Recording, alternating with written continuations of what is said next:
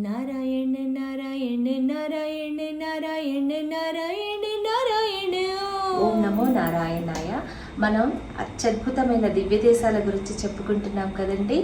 ఈరోజు అద్భుతమైన దివ్యక్షేత్రం 108 వైష్ణవ దివ్యదేశికాలలో 55 తిరుపవలవర్ణం అభయహస్తముద్రతో దర్శనమిచ్చే శ్రీ పవలవర్ణ పెరుమాళ్ కోవెల.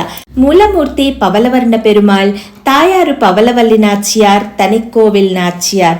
ఇక్కడ లక్ష్మీ అమ్మవారి శ్రీయంత్రం ఉంటుంది. ఆ యంత్రం మీదనే ఉత్సవమూర్తి కొలువై ఉంటారన్నమాట.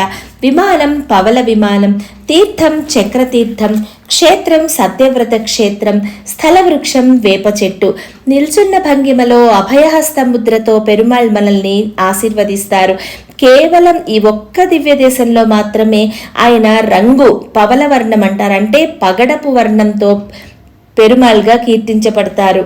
నిల్చున్న భంగిమలో ఆదిశేషుడు తలపై ఉండగా శంఖం చక్రం గద అభయహస్తంతో పెరుమాళ్ దర్శనమిస్తారు. ఒకసారి బ్రహ్మదేవుడు పెరుమాళ్ల విశ్వరూప దర్శనం కోసం అశ్వమేధ యాగాన్ని తలపెట్టగా, ఇంతకు ముందు దివ్య దేశాలలో వీటి గురించిన పూర్తి వివరంగా చెప్పాను. ఒకసారి వీలైతే చూడండి.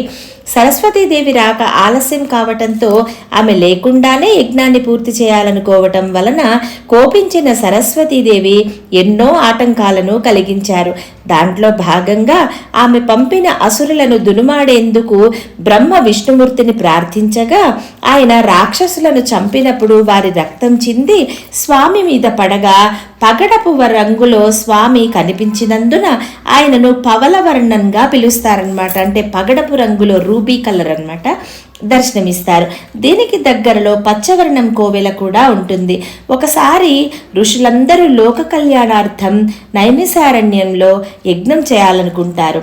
హవిసు ఎవరికి ఇవ్వాలా అని మతనపడి నారదుని సలహా అడుగుతారు. ఆయన ఎవరు భక్తుల యందు అత్యంత ప్రేమానురాగాలు దయా కలిగి ఉంటారో వారికి ఇవ్వమని చెప్తారు. దాంతో ఋషులందరూ భృగు మహర్షిని వేడుకొని ముల్లోకాలు చూసి రమ్మని చెప్పగా, ముందుగా బ్రహ్మలోకానికి వెళ్ళగా బ్రహ్మ సృష్టి కార్యంలో నిమగ్నమై ఋషితో సమయం వెచ్చించలేకపోతారు. దాంతో వెనుతిరిగి కైలాసానికి వెళ్ళగా పరమేశ్వరుడు ఋషి రాకను గమనించలేదు.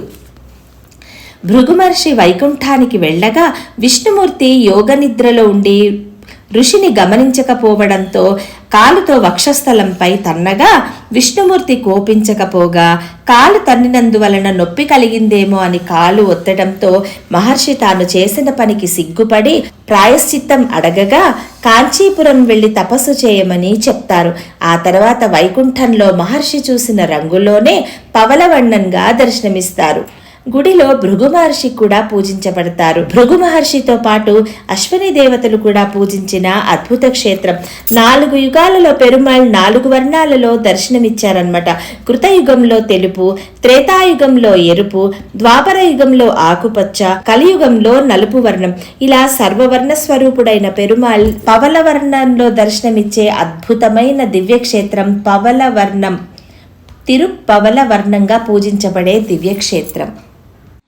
సో ఇదండి అద్భుతమైన స్థల మహత్యం, ఈ పుణ్యక్షేత్రం, ఈ దివ్య దేశం గురించిన పవిత్రమైన స్థల పురాణం. సో ఈ అద్భుతమైన దివ్యక్షేత్రాన్ని మీరు దర్శించండి. మీ అనుభవాలను మాతో కూడా పంచుకోండి. ఒకవేళ మాకు తెలియని ఏమైనా మంచి విషయాలుంటే దయచేసి తెలియచెప్పండి. ఓం నమో నారాయణ.